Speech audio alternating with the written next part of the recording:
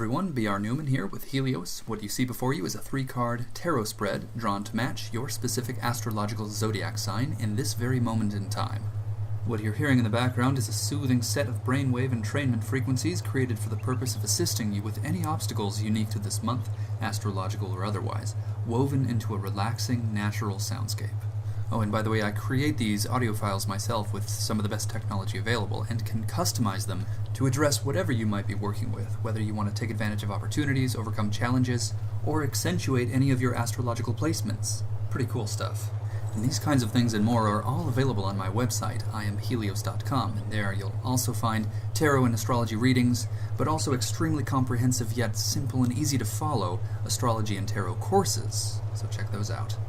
Now let's take a look at what we're working with here this month. You can see in the image on your screen you have 3 cards.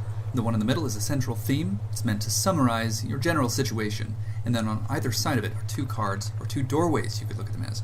You walk through one or the other, so listen to the definitions of everything to not only reflect on the nature of your current situation, but also make a conscious choice about how you would like to proceed, the left-hand path or the right-hand path.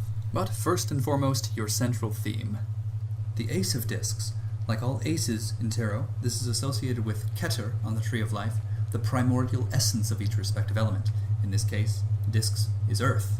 The element of substance, of materials, of stuff, things, finances, resources, sensory pleasures or pains, health, wealth, and everything in between. In truth, the ace of each element, in its truest form, is completely incomprehensible. But we can at least determine the life theme it's pointing to, in this case, matters involving the stuff of the earth, matters involving matter, your vessel, your body, your home, or rather your house, as your home is more of a water theme, home in essence being a state of mind, of heart, or of feeling.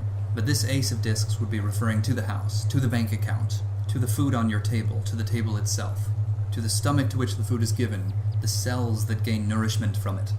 These subjects are all appropriately aligned with the Ace of Discs. So, embracing this card will entail prioritizing these matters, getting real, getting your hands dirty, perhaps giving attention to what you may have been avoiding. There might be something that you may need to more carefully manage, or look at much more closely. Honest and deep personal reflection will give you all the details you need. From this position, you can choose to take the left-hand path or the right-hand path. So we'll start with the left. The Princess of Swords. Like all court cards, she is associated with the 16 Myers-Briggs personality profiles. 16 court cards, 16 profiles. In this case, this is the ISTP, or the Introverted Sensing Thinking Perceiver.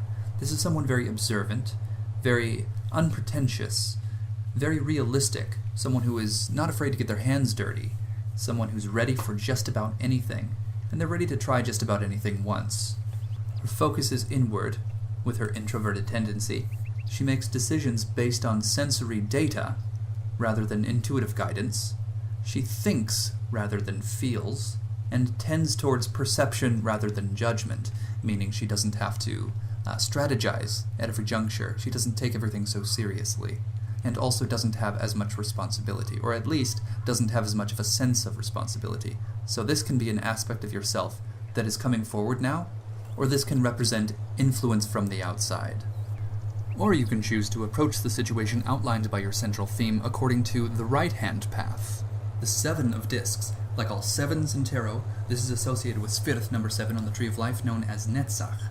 And this has to do with what is called the harsh kindness of God, a temporary obstacle that may not seem temporary, but it is temporary nonetheless, that's placed there in order to allow you to build up strength, to build up power, to break through it, to transcend that obstacle, so that when similar obstacles arise in the future, you effortlessly transcend them, maybe not even noticing them. So in this case, as manifest through earth, through the element that has to do with the stuff of the earth, matters concerning matter, this has to do with a shift in perspective after failure. So something goes awry, something doesn't quite go as planned, but the emphasis here is on the shift in perspective, the lesson learned. So embracing this card will entail accepting that as a possibility, as a probability, that there is something that is going to go awry. But this is not going to be detrimental, this is not a catastrophic failure, this is one that teaches you something very valuable, how to do something wrong, how not to do something. That can be incredibly useful In some cases, that's all we need to achieve mastery, is to have done it the wrong way enough times to where you really don't even have the option to do it incorrectly. You could say there are two ways to learn something. Learn the way to do it, or discover all of the ways to not do it. Sometimes there's an infinite number of wrong ways to do something, and just a few, if not one, right way to do something. But in many cases, there are an infinite number of right ways to do something just waiting to be discovered, and only a few, if not one, wrong way to do something. Whatever the case may be, do not be troubled when things go awry, when things don't go as planned. It's merely a temporary obstacle, allowing you to build up the strength, the confidence, the certainty, the clarity you require to break through, to transcend, to lead by example, to discover, to invent, to create, to be a trailblazer. There's no telling what might be in store for you, so if nothing else, take it as the blessing of an opportunity to learn and grow. And that concludes this month's complimentary tarot reading. Of course, to get truly serious, very specific, in the most useful way possible, you're going to want to contact me for a tarot reading, for an astrology reading, or a tarot-astrology fusion reading. You'll be so glad you did. You can subscribe to my YouTube channel and explore other videos I might have that are relevant to this month. You can subscribe to my website to receive updates, special deals, and freebies as well. I hope you have a really great month. Thank you so much for watching.